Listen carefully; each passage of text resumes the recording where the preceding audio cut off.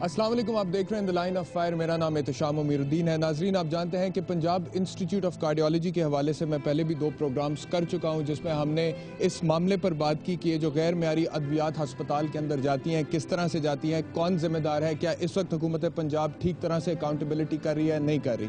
मुख्तलिफ लोगों का इस हवाले से मुख्तलिफ मौक़िफ़ है। हुकूमत पंजाब का अपना एक मौक़िफ़ है, लेकिन आज के प्रोग्राम में मैंने ये फैसला किया कि मैं उन लोगों के पास जाऊँगा जो इस निज़ाम का हिस्सा है, इसी में उनकी तरबियत होती है, वो इसको किस तरह से देख रहे हैं। मेरी मुराद यंग डॉक्टर्स से है।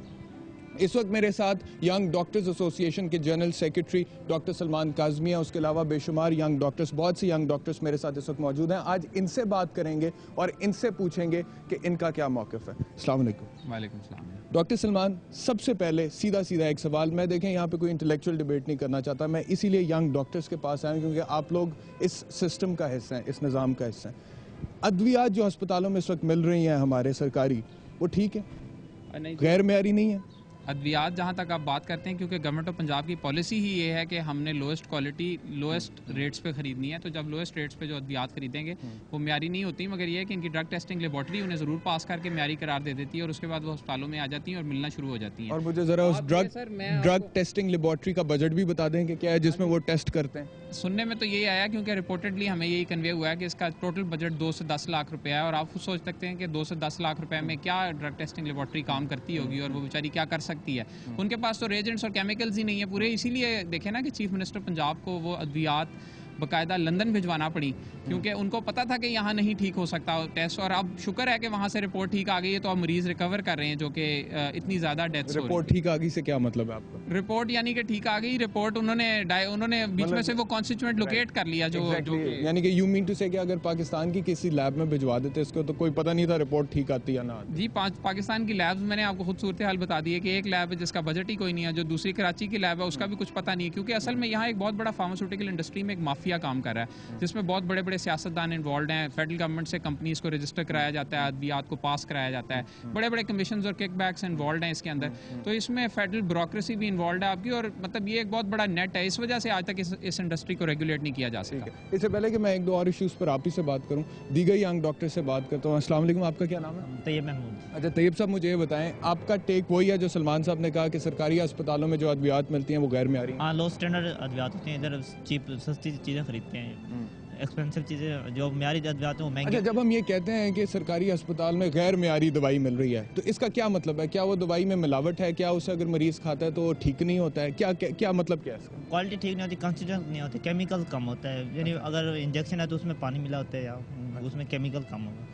अच्छा, यानी कि इंजेक्शन है तो उसमें पानी मिला हुआ है। अगर दवाई है उसके अंदर एक ड्रग की अगर क्वांटिटी लिखी हुई है 300 या 400 mg, तो असल में क्या वो 60-70 mg के करीब होगी? इस तरह से होता है? जी, इस तरह के बिल्कुल ठीक है। एक फॉर्मूले से अगर 50,000 मेडिसिन बननी है तो उसी से 1-2 लाख बना देते हैं। 1-2 लाख बना देते हैं, फिर ये मार्केट फिर इधर सर्कुलेट कर देते हैं फिर।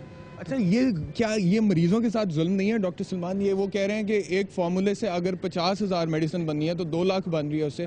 जो मरीज बेचारा सरकारी अस्पताल में आ रहा है हुकूमत पर भरोसा करके कि यहाँ पर उसका मुफ्त इलाज होगा, ये उसके साथ जुल्म नहीं है? हाँ जी, जहाँ तक बात है, जो मरीज़ इन अस्पतालों में आते हैं वो इंतहाई गरीब हैं, उनके लिए ये अद्वियात भी नहीं खरीद सकते होते। और हम तो क्योंकि यहाँ दिन रात अस्पतालों में सर्व करते हैं, हमें ये पता है कि अगर ये भी बंद कर दें तो बहुत सारे लोग मर जाएंगे। मगर एक्चुअली प्रॉब्लम ये है कि जो गवर्नमेंट ने इन अद्वियात के लिए बजट रखा हुआ है वो इतना कम है कि वो अपनी अयाशियों पर तो जो उतना बजट, उससे ट्रिपल बजट रखा हुआ है, मगर जो अद्वियात की परचेज पर बजट रखा हुआ है उसमें इतनी नाकिस अद्वियात ये खरीद के मुफ्त दे सकते हैं। अच्छा, आप मुझे बड़े बहादुर इंसान लग रहे हैं। आपने कहा कि गवर्नमेंट जो अपनी अयाशियों पर लगा दी थी बजट, वो भी थोड़ा सा बता दें, आपकी नज़र में क्या अयाशियाँ? हेल्थ डिपार्टमेंट की बताइए। हेल्थ डिपार्टमेंट की अयाशियों के बारे में तो जी कुछ कहना शायद इतना मुमकिन नहीं होगा, क्योंकि डॉक्टर्स के तो हमेशा से पिसा हुआ तबका है और डॉक्टर्स की अयाशियाँ उतनी नहीं हैं इस लिहाज से गवर्नमेंट की फंडिंग के हिसाब से और जो बाकी मामलात हैं। मगर जो आपके ब्यूरोक्रेट्स और जो बाकी लोग हैं, सियासतदान हैं, वो इन्हीं प्रोजेक्ट्स में से, इन्हीं चीज़ों में से कंपनी। अच्छा डॉक्टर सलमान, मुझे ये बताएं, ये बात दुरुस्त है कि इस वक्त जो सेक्रेटरी हेल्थ है जहाँ ज़ेब खान, जब ये मामला हुआ है अब उन्हें छुट्टी पर भेज दिया? पहले हमने सुना था कि उन्हें सस्पेंड कर दिया, अब हम ये सुन रहे हैं कि उन्हें छुट्टी पर भेज दिया। ये दुरुस्त है कि वो पहले सेक्रेटरी लाइफ स्टॉक थे? क्या आप लोग ये समझते हैं कि जो सेक्रेटरी हेल्थ लगना चाहिए वो एक प्रोफेशनल स्पेशलाइज्ड पर्सन होना चाहिए, ना कि कोई लाइफ स्टॉक पे पहले लगा हुआ है उसे इसमें ले आओ, हेल्थ में ले आओ? ये दुरुस्त है? जी हमारा तो इस हवाले से बड़ा क्लियर स्टैंस है कि ना सिर्फ सेक्रेटरी हेल्थ बल्कि उनकी जो पूरी टीम है वो स्पेशलाइज्ड डॉक्टर्स की होनी चाहिए और वो लोग होने चाहिए जो इधर मेजर स्टेक होल्डर्स हों, इस सिस्टम में रहे हों। अच्छा, यहाँ पर एक दो और यंग डॉक्टर्स हैं, इनसे बात करते हैं। अच्छा, अद्वियात गैर मेयारी हैं जी? सर बिल्कुल गैर मेयारी है। क्या हल है, क्या करें? सर उसके लिए एक इन्हें अपना पॉलिसी रिव्यू करनी चाहिए। एक तो नंबर ऑफ ड्रग्स जो है ना, registered number of drugs per year आपकी इतनी ज़्यादा हैं जितनी टोटल जो है यूरोपियन कंट्रीज़ में इतनी टोटल ड्रग्स रजिस्टर्ड नहीं है जितनी आपकी स्मॉल अमाउंट ऑफ टाइम में होती हैं, ठीक है ना। उसके अलावा ये है कि इन्होंने एक पॉलिसी बनाई हुई है कि सस्ती ड्रग्स लेनी है। ये क्वालिटी पे कंप्रोमाइज़ करते हैं, क्वांटिटी बहुत ज़्यादा लेकिन क्वालिटी नहीं है, जिसकी वजह से लोग मर रहे हैं। जी आप क्या कहें?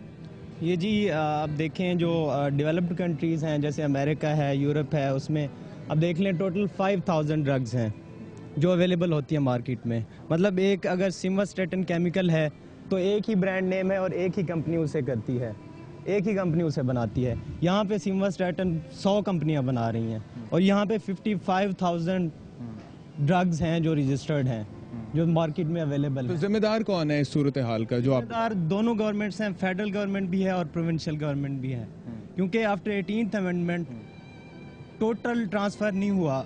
मतलब रजिस्ट्रेशन अब फेडरल गवर्नमेंट करती है।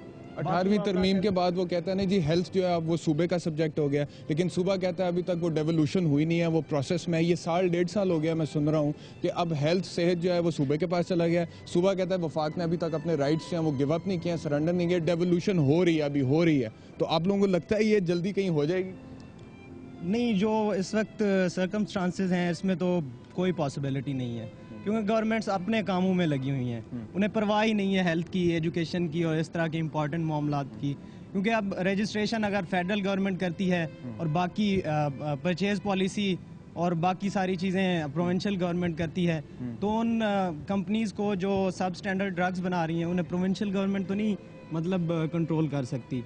तो ये सबसे बड़ा बहुत इशू है। शुक्रिया नाज़रीन, हमारी बात हो रही है यहाँ पे यंग डॉक्टर से और हम इनसे बात करें पंजाब इंस्टीट्यूट ऑफ कार्डियोलॉजी में जो गैर मेयारी अद्वियात मिली थी उसके हवाले से। और जनरली आज के प्रोग्राम में हम कोशिश करेंगे कि आपके सामने एक लार्जर पिक्चर लेकर आएँ, एक वसी पैमाने पर आपको ये बता सकें कि सिर्फ पंजाब इंस्टीट्यूट ऑफ कार्डियोलॉजी की बात नहीं है, जितने भी सरकारी हस्पताल हैं उसमें जितनी भी अद्वियात फराम की जा रही हैं हुकूमत की तरफ से वो गैर मेयारी अगर हैं तो फिर उसका क्या हल है, ये भी इन यंग डॉक्टर से पूछेंगे। लेकिन ब्रेक पर जाने से पहले मैं सबसे एक दफ़ा पूछना चाहता हूं, आप सिर्फ हाथ खड़ा करके मुझे बता दें कितने लोग यहां पर मौजूद समझते हैं कि सरकारी अस्पतालों में अद्वियात गैर मेयारी मिलती हैं? हाथ खड़ा कर दें। नाजरीन सारी समझते हैं। यहाँ पे आपने देख लिया जितने भी यंग डॉक्टर्स मेरे साथ इस वक्त मौजूद हैं सब ने हाथ खड़े किए, यानी कि एक बात तो तय हो गई। और ये इनसाइड इन्फॉर्मेशन है, ये कोई मेरे जैसा सहाफ़ी नहीं दे रहा, ये किसी दूसरी पार्टी का कोई सियासतदान नहीं दे रहा, ये कोई इंटेलेक्चुअल नहीं दे रहा, ये इस निज़ाम का जो हिस्सा है जो चला रहे हैं इस निज़ाम को और इनके अपने उस निज़ाम के हवाले से बड़े तहफ़्फ़ुज़ात हैं इन यंग डॉक्टर्स के, वो लोग ये इन्फॉर्मेशन दे रहे हैं। ब्रेक के बाद इस प्रोग्राम को आगे लेके चलेंगे।